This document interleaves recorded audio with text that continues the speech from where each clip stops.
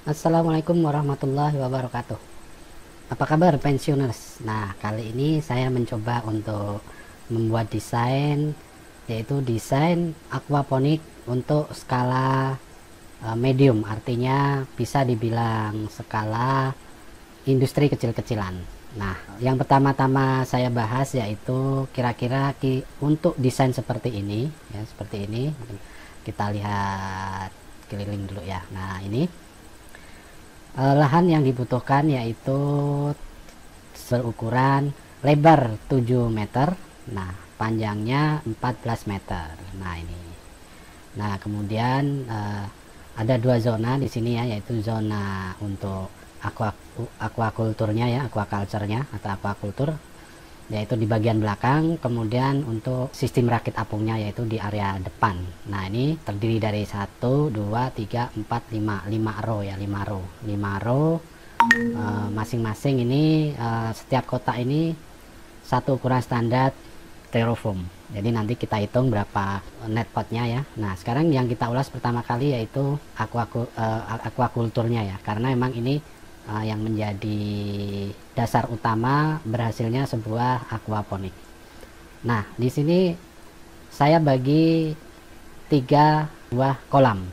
Nah, dalam artian ini nanti akan difungsikan untuk pembesaran ikan lele. Jadi karena memang kalau kita lihat ada macam-macam ya, beberapa ikan yang bisa digunakan. Nah, khusus untuk desain yang ini saya titik beratkan ke pembesaran ikan lele. Nah, kenapa saya bagi 3?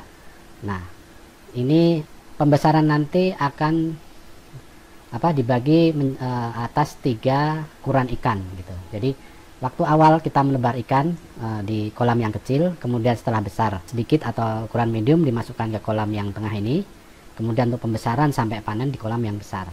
Nah ketika ikan-ikan yang kecil ini sudah dipindah ke kolam yang tengah ini, maka akan diisi benih yang baru di kolam yang kecil ini. Jadi rolling terus menerus, sehingga ini menjadikan masa panennya lebih pendek gitu. Jadi tidak satu kolam besar ini dijadikan satu kemudian ditaburi ikan yang sama besar. Nah ini kita bagi 3 supaya cara waktunya dia bisa lebih kontinu. Nah demikian ya konsepnya ya. Nah kemudian dari kolam ini masing-masing airnya nanti akan dialirkan ke filter. Nah filternya ada di sebelah kanan ini.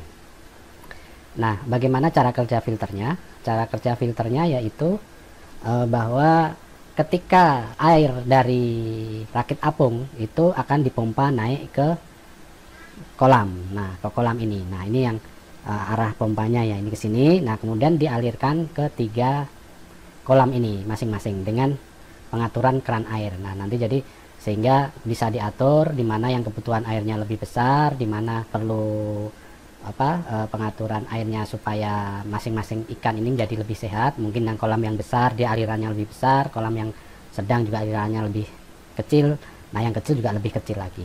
Nah air yang ada di sini kemudian dia karena ditambah sehingga nanti akan masuk ke, nah ini dia dari bawah naik ke atas, nah kemudian masuk ke arah yang ini ya, pipa yang ini ke arah chamber yang pertama. Nah ini sebenarnya lubang atasnya sehingga tidak ada efek sifon. Kalau ini tertutup, air bisa efek sifon habis di sini kalau ada kebocoran. Nah kemudian masuk ke chamber yang pertama yaitu chamber vortex. Nah vortex ini nanti alirannya sehingga dia diatur supaya berputar, kemudian kotoran dia ada di bawah atau turun ke bawah, kemudian air yang cukup bersih walaupun masih ada kotoran ya, kemudian naik masuk ke filter yang pertama. Nah filter yang pertama itu filter mekanik, artinya dia hanya untuk memisahkan kotoran-kotoran yang lebih besar ya, lebih besar. Nah ini biasanya diisi untuk yang mekanik ini bisa busa, mat, atau yang murah mungkin jaring ikan ya, bisa jaring ikan bekas. Nah bisa dicari di Tokopedia itu banyak ya, search aja jaring ikan bekas gitu. Nah dari chamber yang pertama atau kolam filter yang pertama itu masuk ke filter biologi. Nah ini gimana sih sebenarnya bentuk dari pipanya sendiri? Nah pipanya itu seperti ini, sama prinsipnya. Jadi ke atas ya, di atas dan sebelah atas, kemudian masuk ke bawah sehingga dia kotoran tetap ada di bawah. Nah kira-kira seperti itu. Nah demikian yang ini sama persis dengan yang ini nih. Jadi kalau lihat ini sama bentuknya. Nah, kira-kira seperti itu.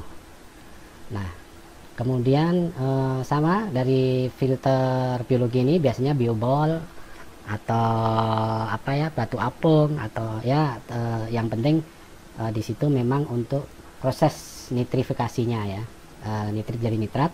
Nah, kemudian setelah itu air masuk ke chamber yang terakhir ini. Nah, ini chamber kosong ya. Di sini biasanya diisi dengan, kalau mau tambahan mineral biasanya di chamber ini diletakkan. Nah, kemudian dari chamber ini itu dialirkan ke bawah ya. Di sini kalau kita mau close dari sistem ini kemudian back ke arah apa, ke arah awal masih bisa gitu ya. Jadi T ini bisa di close sistemnya sehingga tidak mengalir apabila ada masalah dengan sistem di aquaculturnya.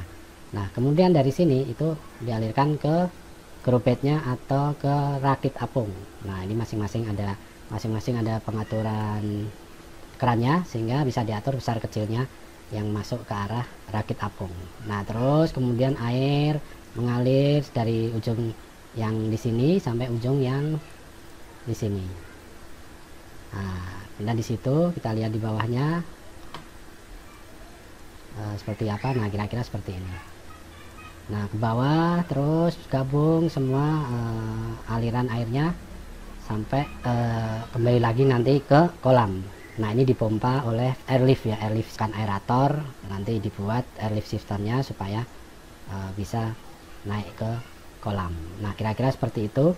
Nah, kemudian ukuran-ukurannya sendiri ini disesuaikan dengan standar ukuran apa, grow bednya ini atau rakit apungnya ini disesuaikan dengan standar ukuran styrofoamnya. Nah, styrofoam itu biasanya ukurannya 1 kali 2 meter. Nah, ini ukuran jaraknya adalah jarak ke samping itu 15 cm, kemudian jarak yang memanjangnya itu 20 cm. Bisa juga dibikin 20-20. Nah, ini supaya lebih efektif dibikin 15-20 sehingga satu ininya bisa banyak gitu ya.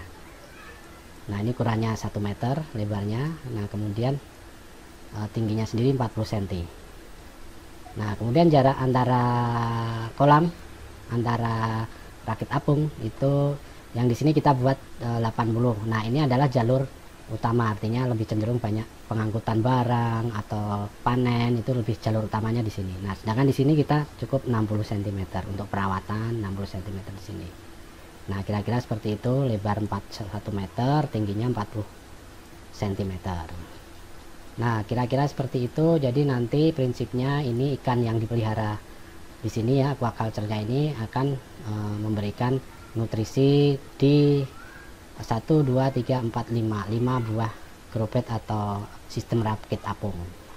Nah, insya Allah ini akan kita implementasikan desain ini, dan nanti kalau sudah berjalan mungkin akan saya update lagi. Nah, kenapa yang diatepin hanya sistem aquaculture-nya, sementara di bagian grow bednya itu tidak diatepin? Karena memang ini kita minimalis untuk biaya ya, sehingga aquaculture itu cukup rentan terhadap air hujan, sehingga air hujan tidak mempengaruhi kolam lele atau bagian filternya.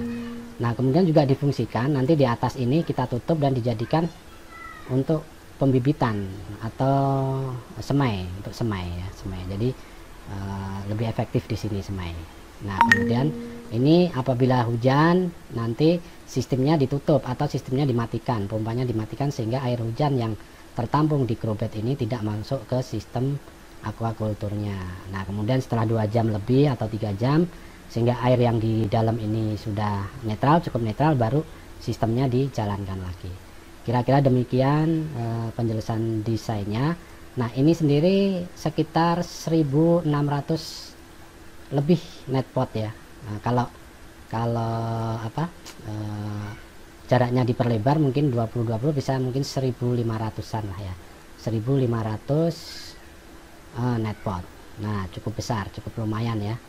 Dan ini sistemnya rakit apung. Nah, bahan-bahannya sendiri lebih baik dianjurkan mungkin untuk ininya bisa menggunakan papan bekas atau bekas apa peti kemas. Nah, kemudian mungkin untuk kolamnya sendiri bisa menggunakan terpal atau bisa menggunakan flexi atau MMT bekas printan itu ya.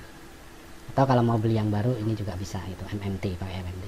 Demikian juga kolamnya, ini semua menggunakan itu ya, kolam. Kemudian ini kolam yang ini juga diusahakan menggunakan MMT. Nah kalau yang bulat ini menggunakan drum gitu ya.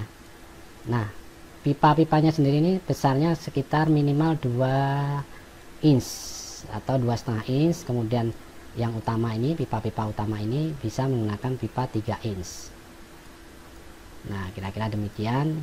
Berapakah besarnya biaya, mungkin bisa dihitung sendirilah ya, karena material yang dipakai itu tergantung kualitasnya juga. Nah untuk rangkanya mungkin baja ringan atau bambu bisa lebih murah ya. Nah kira-kira demikian.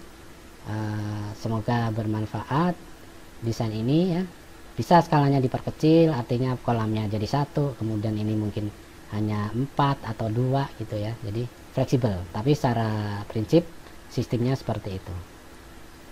Nah ya, nah semoga bermanfaat